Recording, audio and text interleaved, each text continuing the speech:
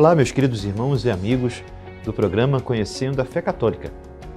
Final de junho, não há como nós deixarmos de homenagear a São Pedro e São Paulo, baluartes de nossa fé católica, grandes colunas da Santa Igreja. Evidentemente que celebrar a Pedro e Paulo nos leva a rezar, ao mesmo tempo a reiterar a nossa adesão afetiva e efetiva com o querido Papa Francisco, o Romano Pontífice.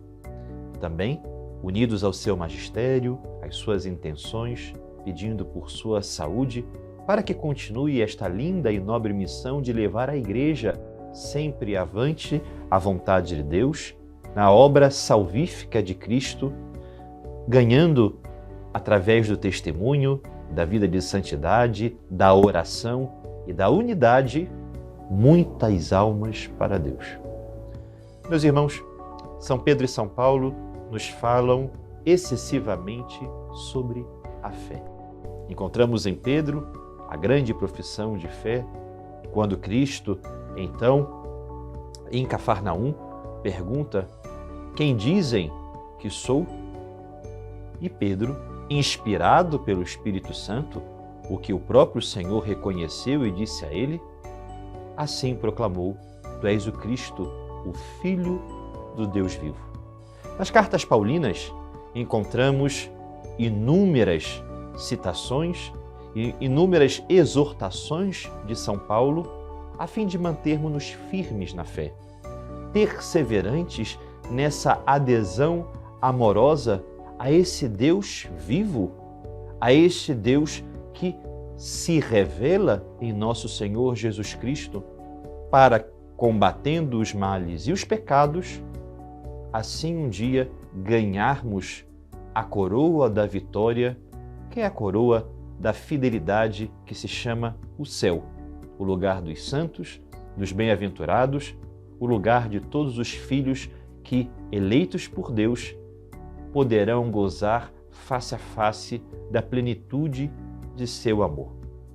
Pedro e Paulo nos falam à sua maneira, segundo o próprio testemunho de sua vida e as mais diferentes circunstâncias que passaram, segundo as suas quedas e erguimentos, mas ao mesmo tempo como grandes anunciadores da misericórdia de Cristo ressuscitado.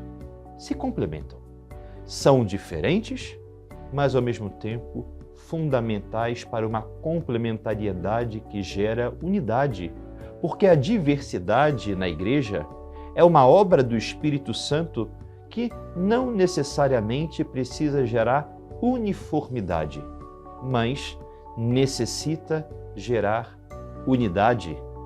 Desta forma, meus queridos irmãos, que nós podemos ler nos escritos de São Pedro, também no Evangelho de São Marcos, como nos diz os exegetas, que foi a narrativa de São Pedro para que Marcos pudesse então colocar a comunidade dos gentios, aqueles fatos e aqueles feitos de Jesus Cristo que corroboraram e ajudaram a conversão de muitos homens e mulheres, e até hoje é para todos nós não somente palavra de Deus, mas é encontro com o próprio Deus.